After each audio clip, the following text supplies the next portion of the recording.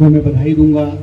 बहुत लंबे अरसे से जो इस क्षेत्र की मांग थी, जो इस क्षेत्र का संघर्ष था, इस क्षेत्र की जो लड़ाई थी, वो 1 जनवरी 2024 को हमारी पूर्ण हुई है। और इस लंबी लड़ाई में कई वर्षों से इसकी शुरुआत हुई, बहुत लंबा समय लगा और बहुत सारे योद्धाओं का, जिसका भी सीताराम शर्मा जी ने नाम लिया, मैं उनको श्रद्धांजलि भी दूंगा, उनका धन्यवाद भी करूंगा कि हर व्यक्ति का सहयोग, हर व्यक्ति का आशीर्वाद, हर व्यक्ति की मदद से जो हमने यह मुकाम हासिल किया है। और इसमें बहुत लंबा समय लगा और सबसे बड़ी बात रही कि ये जो संघर्ष रहा है ये शांतिपूर्ण रहा है। आपको याद होगा जब उत्तराखंड बना, उत्तराखंड को उत्तर प्रदेश से अलग करने की बात हुई तो उस वक्त संघर्ष हुआ, लड़ाई हुई। और कोई भी आंदोलन जो होता है उसमें लड़ाई झगड़ा, मार काट, गाली गलौज और झगड़े होते हैं, मगर हमारा जो ये आंदोलन रहा है बहुत शांतिपूर्ण रहा है। क्योंकि हम जो है सिरमौर के लोग और विशेष करके ट्रांसगिरी के जो लोग हैं वो भगवान में विश्वास रखते हैं, हम शांति में विश्वास रखते हैं, हम प्यार से बात करते हैं और हमने अपना मुकाम हासिल किया है। मैं सबको बधाई दूंगा, सबका धन्यवाद करूंगा। मैं प्रधानमंत्री मोदी जी का धन्यवाद करूंगा, मैं अमित शाह जी का धन्यवाद करता हूं, मैं जयराम जी का धन्यवाद करता हूं, मैं हमारे मुख्यमंत्री सुखविंदर सुक्खू जी का धन्यवाद करता हूं, मैं वीरभद्र सिंह जी जो आज हमारे बीच में हिमाचल के मुख्यमंत्री रहे उनका भी धन्यवाद करता हूं। आज मैं हिमाचल का मंत्री और एक जनप्रतिनिधि होने के नाते मंच से भारतीय जनता पार्टी के बड़े बड़े नेताओं का धन्यवाद कर रहा हूं। मगर भारतीय जनता पार्टी का कोई नेता नहीं कांग्रेस का धन्यवाद कर सकता, कोई नहीं कर सकता, क्योंकि धन्यवाद जो करेगा वो कर सकता है कि जो राजनीति से ऊपर उठ करके, जो राजनीति के चश्मे से हर चीज को देखेगा और जो वोटों के राजनीति से और वोटों के हिसाब से देखेगा वो नहीं कर सकता। कांग्रेस और बीजेपी में यही फर्क है कि हम सीताराम शर्मा शिलाई मंडल के अध्यक्ष, उन्होंने भाजपा के सब नेता का धन्यवाद किया, मैंने सब भाजपा के नेताओं का धन्यवाद किया, मैं मन से करता हूं। मगर आप कभी भी भारतीय जनता पार्टी और जो हाटी समिति है, जो भारतीय जनता पार्टी का पिट्ठू है, उनके मन से कांग्रेस के किसी भी नेता का धन्यवाद करना या नाम लेना पसंद नहीं करेंगे, सिवाय गाली गलौज करने के, कीचड़ फेंकने के, पत्थर फेंकने के, चरित्र हरण करने के अलावा वो काम नहीं कर सकते। और मैं कहना चाहूंगा आपको कि मेरे पे बड़े आरोप लगाए कि हर्ष चौहान नहीं चाहता, हर्ष चौहान को दिया। और सबसे बड़ी बात ये हुई इसमें कि जब भी इनसे कोई प्रश्न पूछता था, कोई मतलब तो पिछले 2 साल में ये हो गया था कि किसी से प्रश्न पूछना भी मुश्किल था। जो भी कोई आम आदमी या कोई व्यक्ति प्रश्न पूछता था उसको बोलते थे तो हाथी बोल दिया, हाथी बोल दिया। अरे प्रश्न पूछना तो हर व्यक्ति का अधिकार है, अपनी बात रखना हर व्यक्ति का अधिकार है, मगर ऐसा नहीं हुआ। मैं आपको एक कार और बात कहना चाहूंगा कि 14 सितंबर 2022 को हिमाचल केंद्र के मंत्रिमंडल ने हाथी बिल को मंजूरी दे दी और चुनाव हो गया। चुनाव में भारतीय जनता पार्टी ने इसको खूब भुनाया और इन्हें बोला कि जी हमने कर दिया, पास कर दिया, बिल हो गया, ये हो गया, हमको वोट दो। और बहुत सारे लोगों ने इनको इस नाम के वोट भी दिए। चुनाव हो गया, चुनाव का परिणाम आ गया और 2022 में लोकसभा में बिल पास होता है। चुनाव के 4 महीने बाद लोकसभा में बिल पास होता है और लोकसभा में जब भी कोई बिल पास होता है तो राज्यसभा में साथ ही साथ बिल पास हो जाता है। मगर हाथी के बिल में ऐसा नहीं हुआ। हाथी का बिल जो पास हुआ लोकसभा के 8 महीने बाद जो है अगस्त महीने में 2023 में पास। हमारा बजट सेशन जो पार्लियामेंट का सेशन था वो मार्च के महीने में, उसमें नहीं पास हुआ, पास हो गया। हिमाचल सरकार को आया, जब भी कोई कानून बनता है या कोई स्पष्ट कोई पॉलिसी बनती है, कोई कानून बनता है, कोई पत्र आता है, उसको लागू करने के लिए जो खास करके जो हर वर्ग से जुड़ा हो उसको लॉ डिपार्टमेंट को भेजा जाता है। जब लॉ डिपार्टमेंट को भेजा गया तो लॉ डिपार्टमेंट ने कहा कि हिमाचल सरकार ने जो केंद्र को प्रस्ताव भेजा था और जो नोटिफिकेशन आई उसमें भिन्नता है। क्या भिन्नता है कि उन्होंने कहा कि एससी वर्ग को घाटी में नहीं आएगा वो, मगर जो नोटिफिकेशन आई उसमें सब लोगों को ट्रांसगिरी क्षेत्र के सब लोगों को एसटी बना दिया। जब मैंने बिल देखा पार्लियामेंट में जो बिल पेश किया गया, पार्लियामेंट के पटल पे लोकसभा और राज्यसभा में रखा, उसमें भी एससी को बाहर रखा गया। मगर जब ये त्रुटि, ये कमी, ये गलती, अब ये गलती होगी या जान के की गलती हो गया वो अलग बात है, मगर जब केंद्र को भेजा तो केंद्र ने 3 महीने जवाब नहीं दिया। और उस 3 महीने में इस क्षेत्र में जो गंदा नाच और गंदी राजनीति हम सब ने और आपने देखी है, और आज मैं कह सकता हूं समस्त ट्रांसगिरी क्षेत्र की जनता को पता लग गया है सच्चा कौन था और झूठा कौन था और कौन ड्रामा कर रहा था।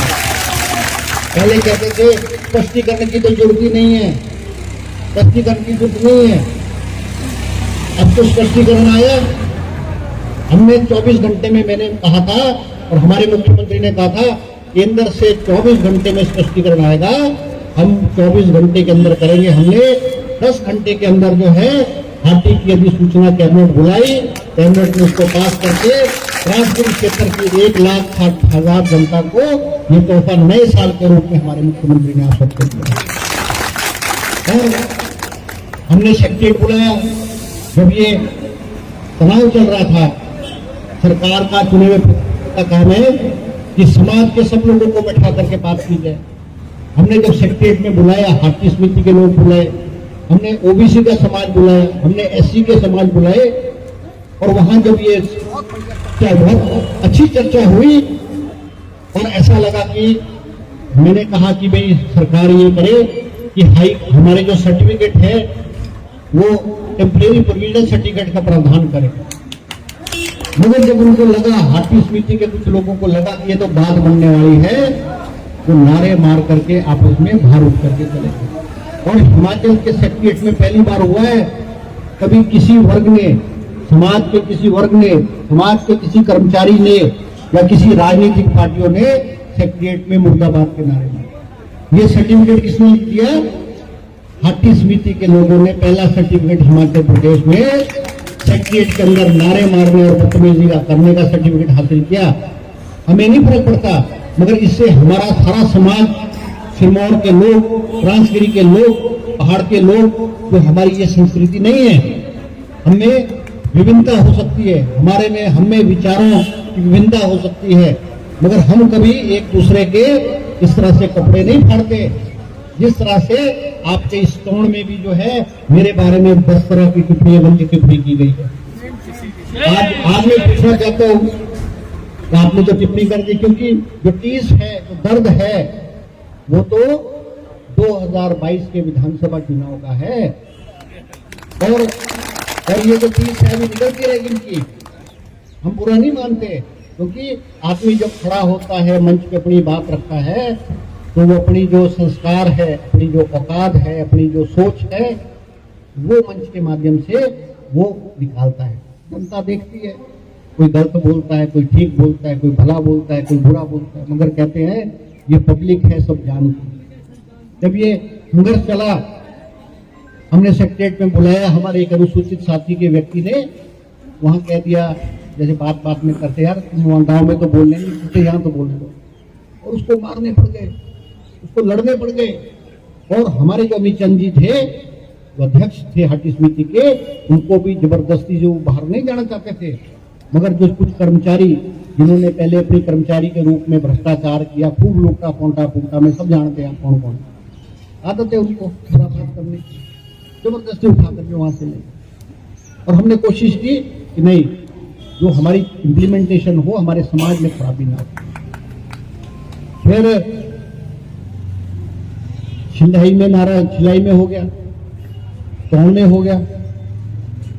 हमने फिर सोचा कि हमारी जो ट्रांसगिरी कल्याण समिति है हमारी, जिसके अध्यक्ष प्रताप सिंह तोमर जी, जो पहले भी हाटी समिति के जिला के अध्यक्ष रहे, उनकी अध्यक्षता में हम दिल्ली मंत्री जी से मिलने चले गए, केंद्रीय मंत्री से मिलने।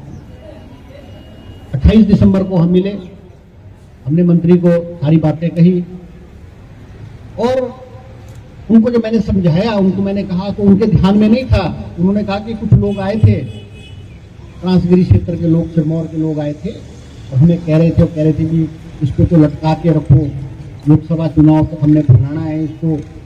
और जब मैंने उनको कहा कि इससे हमारे समाज में दूरियां बढ़ रही हैं और हमने रिक्वेस्ट की उनको कि हम इसका स्पष्टीकरण भेजें ताकि हिमाचल सरकार इसको तुरंत लागू करे। 28 दिसंबर को हम मिलते हैं और 30 दिसंबर को हिमाचल सरकार को जवाब आता है। जो स्पष्टीकरण, जो त्रुटि मांगी थी, कमी मांगी थी, उन्होंने स्पष्ट रूप में कहा कि एससी समाज इसमें बाहर आएगा और इतनी तारीख से इसको लागू किया जाएगा। 31 तारीख को इतवार था, दफ्तर बंद थे और 1 तारीख को हमने जब मुख्यमंत्री जी से बात की और हाटी समिति के, हमारे ट्रांसगिरी हाटी समिति के बहुत सारे लोग शिमला में आए, मंत्रिमंडल में फैसले करने के बाद मुख्यमंत्री ने हाटी समिति के अध्यक्ष प्रताप सिंह तोमर जी के हाथ में हाटी को, जो ट्रांसगिरी क्षेत्र को जनजातीय घोषित करने की चिट्ठी जो है 12:30 बजे जो है हाथ में पकड़ा दी। इस बात से जाहिर होता है कि अगर सरकार की मंशा लटकाने की होती या मान लो मेरे पे आरोप लगाते थे, तो हम तुरंत ऐसा नहीं करते। मैंने खुद कहा और मैं आज भी कह रहा हूं कि ट्रांसगिरी क्षेत्र का कोई भी व्यक्ति, चाहे वो कांग्रेस का है चाहे बीजेपी का है, ना उसने कभी हाटी का विरोध किया है, ना उसने कभी ये चाहा है कि क्षेत्र हाटी नहीं हो। अगर कोई किसी के बारे में, कांग्रेस के लोग भारतीय जनता पार्टी के बारे में या भारतीय जनता पार्टी के लोग कांग्रेस के किसी व्यक्ति के बारे में टिप्पणी करते हैं तो वो गलत है। ऐसी मंशा ना कभी किसी की थी, ना कभी किसी की होगी, क्योंकि जो सामूहिक काम होते हैं, सामूहिक काम में हमेशा समाज का सहयोग है। गांव के काम होते हैं, इलाके के काम होते हैं, उसमें सामूहिक कामों में हमेशा पूरे समाज का अगर योगदान हो तो वो बहुत अच्छी बात है। लेकिन हाटी समिति ने क्या किया, हाटी समिति तो कहती चुनाव में एक गैर राजनीतिक संगठन था, हाटी समिति गैर राजनीतिक संगठन था, मगर हाटी समिति के लोगों ने, आपने देखा, टोपी पहन करके और भारतीय जनता पार्टी के लिए वोट मांगना शुरू कर दिया और बोलते थे हाटी हो गया, हाटी हो गया। हम बोलते थे नहीं नहीं अभी नहीं हुआ, बोलते नहीं हो गया। चुनाव के बाद फिर रोना पीटा कि नहीं अभी नहीं हुआ है। हम जो बोलते थे हमारी बात सच निकली। फिर बोलते थे कांग्रेस ने रोक दिया, हर चौहान ने रोक दिया। भाई अगर तुम तो पहले चुनाव में तो बोलते थे हो गया, अब कैसे रोक दिया? या तो तुम जो पहले बात करते थे वो झूठ बोलते थे या अब झूठ बोल रहे हैं, दोनों बातें सच थोड़ी हो सकती हैं। अगर ये सब लोग, ये जो सारी चीजें जो है ये आई है। अभी मुझे तहसीलदार जी ऋषभ शर्मा कह रहे थे कि अभी तो सुखराम चौधरी जी कह रहे थे कि जी हमारे लोगों का भी बढ़ाओ, जिस एसटी का सर्टिफिकेट, बोला एसटी का हमारा भी सर्टिफिकेट बनाओ, जब ट्रांसगिरी के सारे क्षेत्र के लोग हो चुके हैं। अब मैं जब ये प्रश्न पूछता था कि भाई ट्रांसगिरी में तो भंगाड़ी भी है, थालवाड़ा भी है, गोरखुआ भी है, फूलवाड़ा भी है, सरदार भी है, मुसलमान भी है, बाती भी है, मेरे भी है। अब बताओ भाई ये हुए कि नहीं हुए? तब हमको बोलते थे अरे तो हाटी विरोधी है, हाटी विरोधी है। तो भाई हर चीज को सोच समझ के करो। मैंने जयराम जी को कहा, मैं जयराम जी का धन्यवाद करूंगा। अभी कुछ समय पहले पहुंच आए, उन्होंने चीजें स्पष्ट की। हिमाचल के जो भारतीय जनता पार्टी के सबसे बड़े नेता हैं, उन्होंने स्पष्ट रूप में कहा कि हाटी में इस बिल में त्रुटि है, कमी है, और मैं अमित शाह से बात करूंगा। उन्होंने कहा जो ठीक आदमी है वो कभी गलत नहीं बोल सकता, मगर गलत आदमी हमेशा गलत बोलता है। और हाटी समिति और बीजेपी में अधिकांश लोग जो है वो गलत हुए हैं, उनका पर्दाफाश हुआ। और जयराम जी ने एक और बात, बड़ी अच्छी बात बोली कि इसके ऊपर हमको राजनीति नहीं खेलनी चाहिए।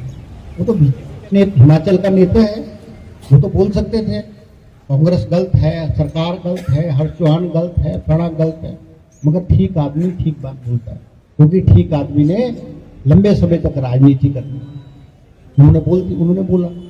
मगर जयराम जी ने भी जो ये हाथी समिति और भारतीय जनता पार्टी के लोग हैं, इनको गलत और झूठ ठहराया है। ये जयराम जी ने प्रेस कॉन्फ्रेंस में भी ये बातें नहीं कही। मैं ज्यादा समय ना लेता हुआ आपका धन्यवाद करूंगा कि हमारा एक लंबे अरसे से मांग पूरी हुई है। हमने कोशिश करनी है कि हमारा समाज में खराबी ना हो।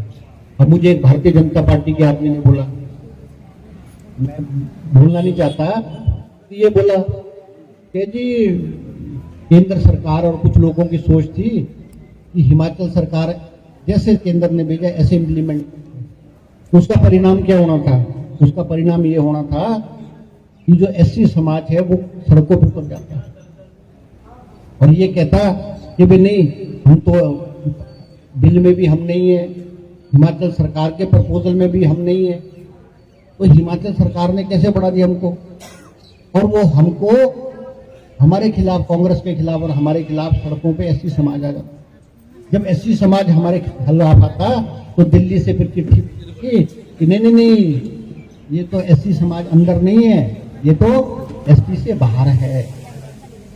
मगर हिमाचल सरकार की सूझबूझ और हमारे जो लॉ डिपार्टमेंट है, उन्होंने इस त्रुटि को पकड़ा, इस त्रुटि को केंद्र सरकार को भेजा और जो कलेश हमारे समाज में ट्रांसगिरी क्षेत्र में कलेश फैलना था उसको रोक दिया। आज मैं आपका विधायक हूं, मेरा काम यही नहीं था कि हमको एसटी कर दिया, मगर मेरा काम आपकी सेवा करना, इस क्षेत्र का विकास करना है।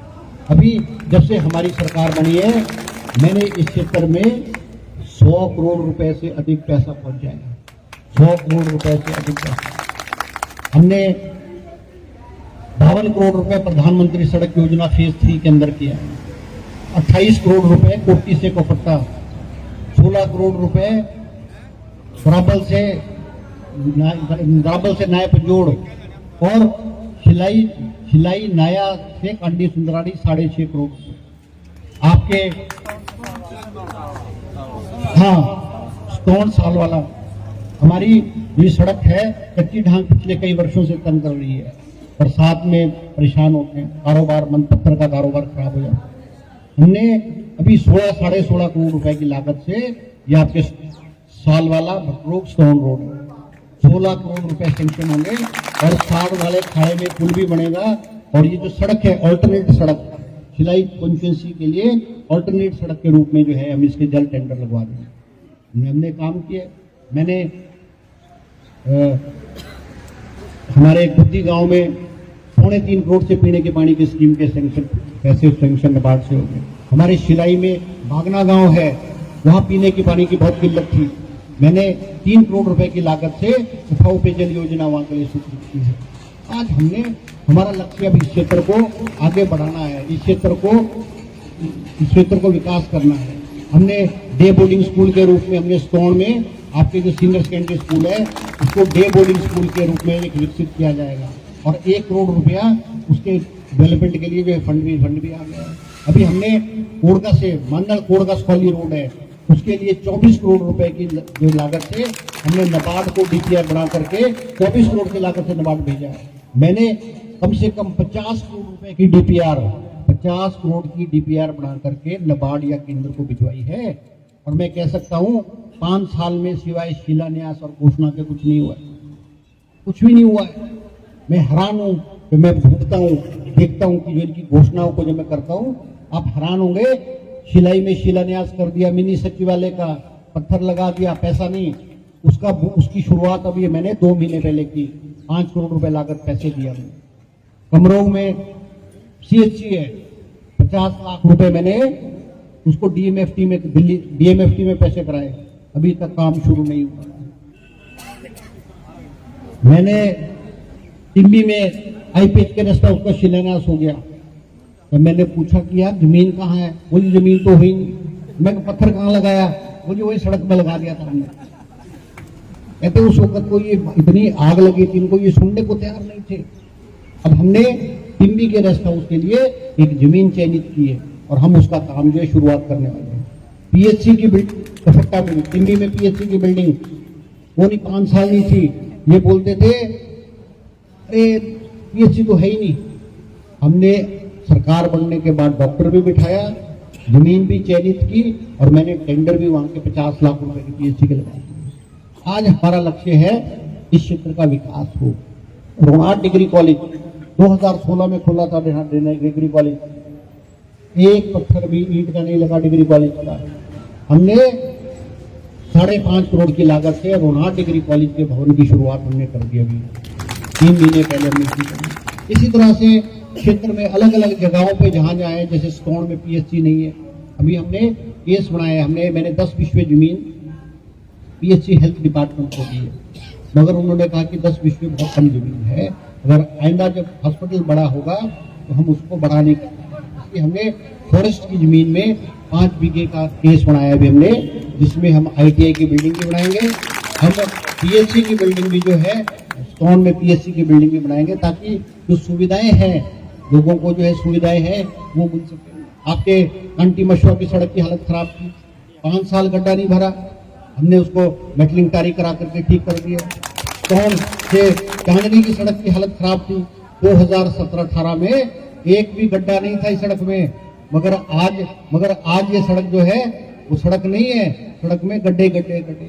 तो आज बहुत सारी छोटी छोटी चीजें हैं, हमने अपना काम करना है, इस क्षेत्र को आगे बढ़ाना है और हिमाचल प्रदेश का एक मॉडल जिले के मॉडल चुनाव क्षेत्र के रूप में हमने सिलाई क्षेत्र को विकसित करना है, मगर इसके लिए आप सबका सहयोग की जरूरत है। देखो, कांग्रेस पार्टी के वर्कर, कांग्रेस पार्टी का कार्यकर्ता, आम व्यक्ति, हमको आप सबकी जरूरत है, आपके सहयोग की। अब बहुत सारे लोगों को लगता है यार सरकार बन गई, मंत्री बन गया, सब कुछ एकदम हो जाएगा। थोड़ा सा सबर शांति जो हमने देखो सबर शांति आपने थोड़ी सी रखनी है। इसका भी कोई काम होगा आप बेफिक्र रहना, चलो देरी शेरी होगी, गलती फलती होगी, गलती फलती के लिए क्षमा भी करना। देखो गलती किससे होगी, सबसे कठिन चुनाव था और मैं सबको बधाई दूंगा, आप जो हमारे कनिष्ठ और वरिष्ठ कांग्रेस के कार्यकर्ता है, सबने तन मन धन से मिलकर के आपने मुझे जिताया और 6ठी बार मुझे विधानसभा में भेजा। और जो झंडी की जो लालसा थी सबकी, वो सब पूरी हुई। अब ये झंडी मेरी थोड़ी है, ये इज्जत मेरी नहीं है, ये इज्जत जो है आप सबकी सिलाई, समस्त सिलाई की जनता की है। मगर हमें अफसोस है कि जो गाली गलौज करते हैं ना मेरे को, इन्होंने एक काम तो कर दिया कि जो छोटे मोटे कांग्रेस के कार्यकर्ता मेरे से नाराज थे ना, सब इकट्ठे हो गए। जब इन्होंने मेरे को गाली गलौज की और मेरे को बड़ा बुरा बोला, सबको इतना गुस्सा आया और सब ने इकट्ठे होकर के, वरना मेरे को पता नहीं कितनों को मनाना पड़ना था। तो मेरा जो कहा तभी तुमको जनता ने आपको नकारा हुआ है ना।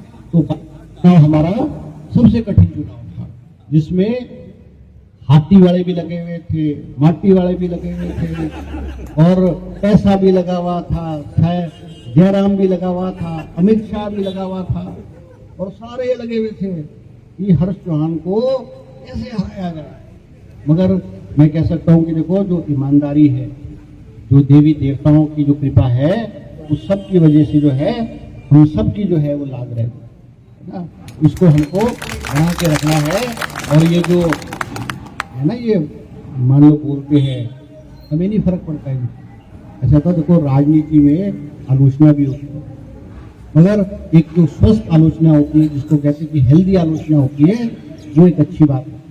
मगर जिसकी जितनी सोच होगी वो उतनी बात है, और हम इनसे अच्छी अपेक्षा, अच्छी आलोचना, अच्छी बात उम्मीद नहीं कर सकते। देखो मैं तो खुद कहता हूँ कि हाथी में सबका योगदान है, अमित शाह का योगदान है, मोदी का योगदान है, जयराम जी का योगदान है, क्योंकि इनकी सरकार थी। अगर केंद्र में हमारी स्पष्ट रूप से हमारी सरकार होती, हम भी करते, मगर पिछले 20 सालों से केंद्र में हमेशा जो है वो जो है अल्पमत की सरकार थी, वो कई पार्टियों की सरकार थी, और जो इस तरह के मुद्दे रहे हैं, पूरे देश के मुद्दे रहे, इस तरह के मुद्दे पिछले 20 सालों में देश में कहीं भी नहीं हो पाए। बड़ी पहले तो बोलते थे कि ना जी बीजेपी की सरकार बन रही है हिमाचल में, मिशन रिपीट हो रहा है, मिशन रिपीट हो रहा है, मिशन डिफीट हो गया। फिर बोलते थे अरे ये तो सरकार 2 महीने की मेहमान है, 4 की मेहमान है, 15 दिन की मेहमान है। आज इस सरकार ने 1 साल का कार्यकाल अपना पूरा किया है। और इस हमें आप देख सकते हैं हिमाचल प्रदेश में ऐसी आपदा नहीं आई है, ऐसा नुकसान कभी नहीं हुआ है कि जो सड़कें बह गई, पीने की पानी की स्कीम बह गई, बिजली बह, चीजें बह गई, मगर हमारी सरकार और हमारे मुख्यमंत्री की सूझबूझ से हमने उसको सबको बहाल किया है। आज हिमाचल प्रदेश के ऊपर 75,000 करोड़ रुपए का कर्ज है और हमको 10,000 करोड़ रुपए का नुकसान हुआ। उसके बावजूद जो है हमने मुख्यमंत्री मंत्रिमंडल के सभी सहयोगी ने हिमाचल प्रदेश के अलग अलग क्षेत्रों में जाकर के हिमाचल प्रदेश को नॉर्मलसी पे जो है बुलाया। मैं आपको आश्वासन दूंगा कि जिस इज्जत मान और सम्मान से आपने मुझे विधानसभा में भेजा है, आपकी जो है वो ऐसा काम नहीं करूंगा जिससे हम सबको इस राजगिरी के क्षेत्र को शर्मिंदा होना पड़े। आपकी जो आशाएं और आकांक्षाएं हैं उनको जो है हम जो है आप पे पूरा करेंगे। मैं ज्यादा समय ना लेते हुए आपके इंडस्ट्रियल एरिया घोषित करा दूंगा। आपको जमीन तो आपको देनी पड़ेगी, तो जमीन के बिना नहीं होगा, जमीन के बिना कुछ भी नहीं होगा। आप जमीन दो,